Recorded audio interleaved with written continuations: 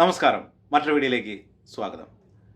ഇന്നത്തെ വീഡിയോയിൽ നമ്മൾ സംസാരിക്കാൻ പോകുന്നത് നിങ്ങൾ തംബ്നെയിലിൽ കണ്ടതുപോലെ തന്നെ ഹൗളിംഗ് എന്താണ്, എന്തൊക്കെ കാര്യങ്ങൾ ശ്രദ്ധിച്ചു കഴിഞ്ഞാൽ നമുക്ക് ഹൗളിംഗ് ഒഴിവാക്കാനായിട്ട് സാധിക്കും എന്നുള്ളതാണ്.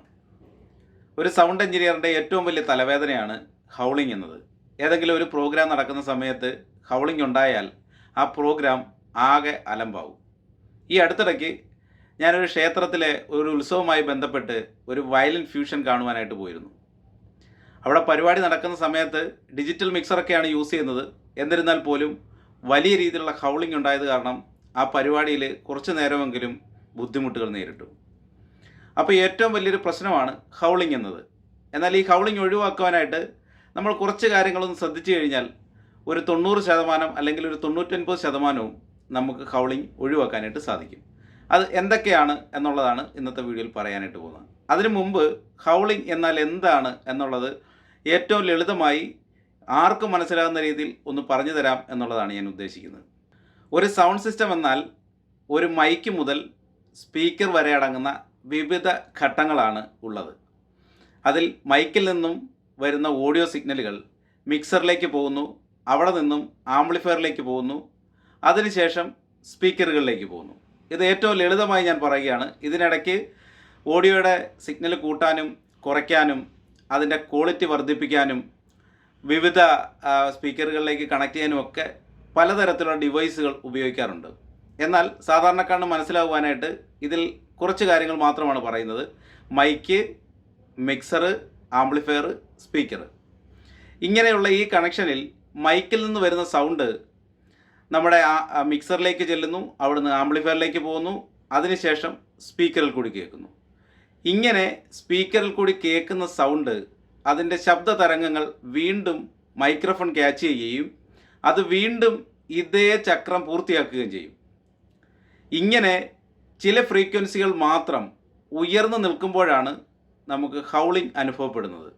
ഏതെങ്കിലും ഒരു പ്രത്യേക തരത്തിലുള്ള ഫ്രീക്വൻസി മൈക്കിൽ കൂടി കയറി മിക്സറിലേക്ക് വന്നു, ആംപ്ലിഫയറിൽ കൂടി നേരെ സ്പീക്കറിലേക്ക് വരുന്നു, വീണ്ടും ഇതേ ഫ്രീക്വൻസി ഈ സർക്കിൾ ഇങ്ങനെ കണ്ടിന്യൂസ് ആയിട്ട് പൂർത്തിയാക്കിക്കൊണ്ടിരിക്കുകയാണെങ്കിൽ നമുക്ക് ആ ശബ്ദമായിരിക്കും ഉയർന്നു കേൾക്കുന്നത്. ഇതിനെയാണ് നമ്മൾ ഹൗളിംഗ് എന്ന് ലളിതമായി പറയുവാൻ കഴിയുന്നത്. അപ്പോൾ എന്തൊക്കെ കാര്യങ്ങളാണ് ഹൗളിംഗ് വരാതിരിക്കുവാനായിട്ട് നമ്മൾ ശ്രദ്ധിക്കേണ്ടത്? ആദ്യമായിട്ട് ഏറ്റവും പ്രധാനപ്പെട്ടതും നമ്മൾ സ്പീക്കറും മൈക്രോഫോണും തമ്മിലുള്ള അകലം ക്രമീകരിക്കുക എന്നുള്ളതാണ്. വളരെ അടുത്താണ് സ്പീക്കറും മൈക്കുമെങ്കിൽ ഉറപ്പായും ഹൗളിംഗ് ഉണ്ടാവും. എന്നാൽ സ്പീക്കറും മൈക്കും തമ്മിലുള്ള അകലം കൂടുന്തോറും ഹൗളിംഗ് ഉണ്ടാകാനുള്ള സാധ്യത കുറഞ്ഞു വരും. പ്രധാനമായും സ്റ്റേജിലൊക്കെ വെച്ചിരിക്കുന്ന മോണിറ്റർ സ്പീക്കറുകളാണ് ഈ പ്രശ്നം ഉണ്ടാക്കുന്നത്. അപ്പോൾ പരമാവധി മോണിറ്റർ സ്പീക്കറുകൾ പെർഫോം ചെയ്യുന്ന ആളിൽ നിന്നും അകറ്റി വെക്കുക എന്നുള്ളതാണ് ആദ്യത്തെ നടപടി. ഇനി ഔട്ടിലേക്ക് കൊടുത്തിരിക്കുന്ന സ്പീക്കർ ആണെങ്കിൽ പോലും മൈക്കുമായി അതിൻ്റെ അടുത്തേക്ക് ചെന്ന് കഴിഞ്ഞാൽ ഹൗളിംഗ് ഉണ്ടാകാനായിട്ടുള്ള ചാൻസ് ഉണ്ട്. ഇനി രണ്ടാമതായി ശ്രദ്ധിക്കേണ്ടത് നമ്മുടെ മിക്സറിലെ ഫ്രീക്വൻസികൾ അഡ്ജസ്റ്റ് ചെയ്യുക എന്നുള്ളതാണ്. അത് ഞാനൊരു മിക്സറിൻ്റെ നോബുകൾ കാണിച്ചുകൊണ്ട് പറഞ്ഞു തരാം. ഹൗളിംഗ് ഒഴിവാക്കാനായിട്ട് നമ്മൾ ആദ്യം ശ്രദ്ധിക്കേണ്ടത് ഈ ഒരു ഗെയിൻ നോബാണ്. ഈ ഗെയിൻ നോബ് നമ്മൾ സെറ്റ് ചെയ്യുന്നത് നമ്മളൊരു മൈക്ക് കണക്ട് ചെയ്യുന്നു. ഇവിടെ ചാനലിൻ്റെ ഇത് നമ്മൾ ഓണാക്കി കൊടുക്കുന്നു. ഇത് ഡൈനടെക്കിൻ്റെ മിക്സറാണ്, അതുകൊണ്ട് ഇതേ രീതിയിലായിരിക്കും വരുന്നത്. ഇത് നമ്മൾ ഓണാക്കി കൊടുക്കുന്നു. ഈ ഫെയ്ഡ് റേറ്റോ താഴേക്ക് വെക്കുന്നു. ഇവിടെ സോളോ എന്ന് പറഞ്ഞിട്ടൊരു ബട്ടൺ കൊടുത്തിട്ടുണ്ട്. ചില മിക്സറിൽ ഇത് PFL എന്നായിരിക്കും കാണിച്ചിരിക്കുന്നത്. അപ്പോൾ നമ്മളിത് ഓണാക്കി കൊടുക്കുന്നു. ഇനി നമ്മൾ നോക്കാൻ പോകുന്നത് ഇതിൻ്റെ ഇവിടെ ഒരു ലെഫ്റ്റ് റൈറ്റ് ലെവൽ കൊടുത്തിട്ടുണ്ട്. അപ്പോൾ നമ്മളിപ്പം വേറെ PFL ഒന്നും ഓണാക്കിയിട്ടില്ല, ഇതിൻ്റെ മാത്രം PFL ആണ് ഓണാക്കി വെച്ചിരിക്കുന്നത്. ബാക്കിയെല്ലാം നമ്മൾ ഓഫാക്കി വെച്ചിരിക്കുകയാണ്. അപ്പോൾ നമുക്ക് ഇതിൻ്റെ ലെവലാണ് നമുക്കറിയേണ്ടത്. ഇവിടെ ഈ ഗെയിൻ കുറച്ച് വെച്ചിരിക്കുകയാണ്. ഇതുണ്ടോ, ഗെയിൻ നമ്മൾ കുറച്ച് വെച്ചേക്കാം. ഇനി നമ്മൾ കണക്ട് ചെയ്ത മൈക്ക് ഓണാക്കിയിട്ട് നമ്മുടെ ലെവലൊന്ന് നോക്കാം. Check check check check check check check. നമ്മൾ ചെക്ക് ചെയ്യുന്ന സമയത്ത് അത് -20 വരെ വരുന്നുള്ളൂ.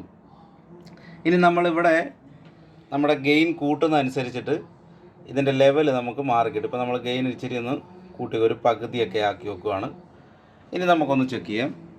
Check check check check check check check.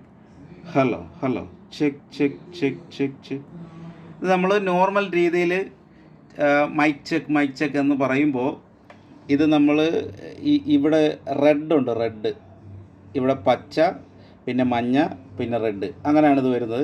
ഈ റെഡ് ഒരിക്കലും കത്താൻ പാടില്ല. റെഡ് കത്തിക്കഴിഞ്ഞാൽ ഗെയിൻ കൂടുതലാണ്. ഗെയിൻ കൂടിക്കഴിഞ്ഞാൽ നമ്മുടെ ശബ്ദത്തിന് ഡിസ്ട്രോഷൻ എന്ന് പറയുന്ന ഒരു സംഭവം വരും. അപ്പോൾ അതുകൊണ്ട് ഗെയിൻ നമ്മളങ്ങനെ കൂട്ടാൻ പാടില്ല.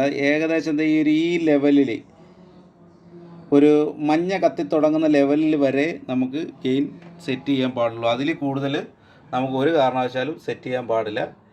ഇത് ഞാനിപ്പോൾ ഇച്ചിരി കുറച്ച് വെക്കുകയാണ്. ഇത് ഇച്ചിരി കൂടുതലാണ്, അപ്പോൾ ഞാനിത് ഇച്ചിരി കുറച്ച് വെച്ചു. ഇനി നമുക്കൊന്ന് ചെക്ക് ചെയ്ത് നോക്കാം.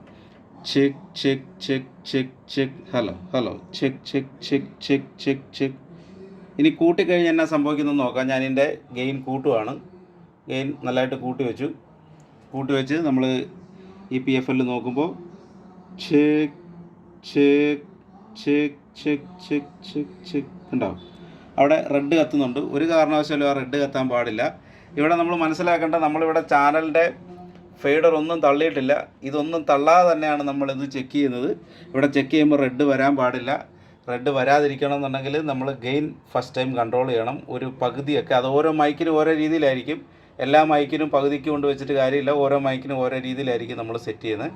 ഇത് ഞാനിപ്പോൾ ഒരു പകുതിക്ക് താഴെയായിട്ട് സെറ്റ് ചെയ്യുകയാണ്. ഇനി ബാക്കി കാര്യങ്ങൾ നമുക്ക് നോക്കണം. ഇവിടെ ഈക്വലൈസറുകൾ കൊടുത്തിട്ടുണ്ട്. നോബ് ഇങ്ങനെ നമുക്ക് കൺട്രോൾ ചെയ്ത് ചെയ്യാവുന്ന. ഇവിടെ ശ്രദ്ധിക്കുക, ഇവിടെ ഏറ്റവും മുകളിൽ ഹൈ ഫ്രീക്വൻസി കൺട്രോൾ ചെയ്യാനുള്ളൊരു നോബ് കൊടുത്തിട്ടുണ്ട്. പിന്നെ മിഡ് ഫ്രീക്വൻസിയുടെ ഒരു ലെവൽ കൊടുത്തിട്ടുണ്ട്. പിന്നെ മിഡ് ഫ്രീക്വൻസി കൺട്രോൾ ചെയ്യാൻ വേണ്ടിയുള്ളൊരു നോബ് കൊടുത്തിട്ടുണ്ട്. ഇവിടെ ലോ ഫ്രീക്വൻസി കൺട്രോൾ ചെയ്യാൻ വേണ്ടിയൊരു നോബ് കൊടുത്തിട്ടുണ്ട്. അപ്പോൾ ഓൾമോസ്റ്റ് മിക്സറിലെല്ലാം ഇങ്ങനെ തന്നെ ആയിരിക്കും വരുന്നത്.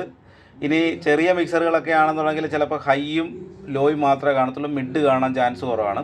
അപ്പോൾ ഇതിൽ ഏതാണെങ്കിലും നമ്മൾ ഇവിടെ ഈ ഫ്രീക്വൻസി കൺട്രോൾ ചെയ്യുന്നതും നമ്മുടെ ഹൗളിങ്ങുമായിട്ടൊരു ബന്ധമുണ്ട്. ഈ ഫ്രീക്വൻസി നമ്മൾ ആവശ്യമില്ലാതെ ചുമ്മാ തുറന്നു വെച്ച് കഴിഞ്ഞാൽ ഹൗൾ ചെയ്യാനുള്ള ചാൻസ് കൂടുതലാണ്. അപ്പോൾ നമ്മൾ ഇത് ആവശ്യത്തിന് ഓരോരുത്തർ സംസാരിക്കുമ്പോൾ അതിനനുസരിച്ച് ആവശ്യത്തിന് മാത്രം ഇത് നോബ് തിരിച്ച് കൺട്രോൾ ചെയ്യുക.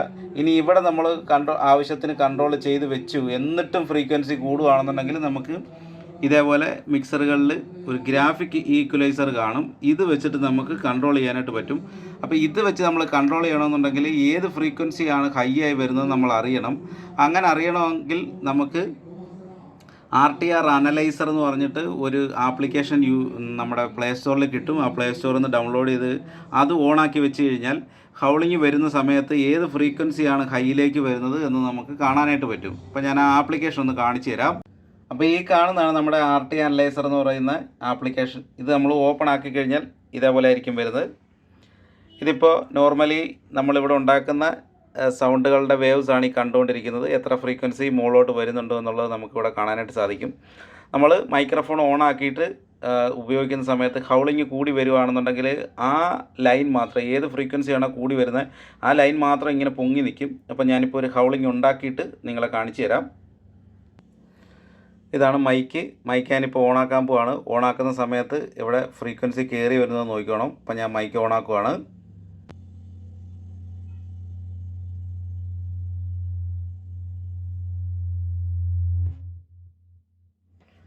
ഈ ഒരു ഏരിയയിൽ ഇത് കൂടി വരുന്നത് നമുക്ക് കാണാം.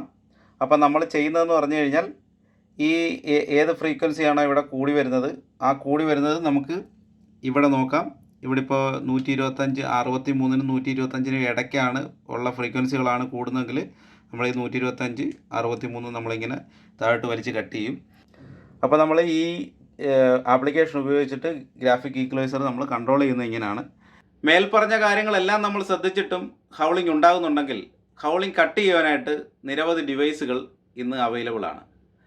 ഡിജിറ്റൽ മിക്സറുകളാണ് നമ്മൾ യൂസ് ചെയ്യുന്നതെന്നുണ്ടെങ്കിൽ അതിനകത്ത് തന്നെ ഹൗളിംഗ് കട്ട് ചെയ്യാനുള്ള ഫ്രീക്വൻസി കട്ട് ചെയ്ത് കളയുവാനായിട്ടുള്ള സംവിധാനങ്ങളുണ്ട്. എന്നാൽ അനലോഗ് മിക്സറുകൾ ഉപയോഗിക്കുമ്പോഴാണ് ഇത്തരം പ്രശ്നങ്ങൾ നമുക്ക് കൂടുതലായി കണ്ടുവരുന്നത്. അപ്പോൾ അതുകൊണ്ട് തന്നെ അനലോഗ് മിക്സറുകളാണെങ്കിലും ഡിജിറ്റൽ മിക്സറുകളിലാണെങ്കിലും നമുക്ക് കണക്ട് ചെയ്ത് ഉപയോഗിക്കാൻ കഴിയുന്ന ചില ഡിവൈസുകളുണ്ട്. അതിൽ പ്രധാനപ്പെട്ടതാണ് ഈക്വലൈസറുകൾ, ഗ്രാഫിക് ഈക്വലൈസറുകൾ എന്ന് പറയും. അപ്പോൾ ഞാനൊരു ഈക്വലൈസർ ഇപ്പോൾ കാണിച്ചു തരാം. നിങ്ങൾ ഈ സാധനം കണ്ടിട്ടുണ്ടാവും.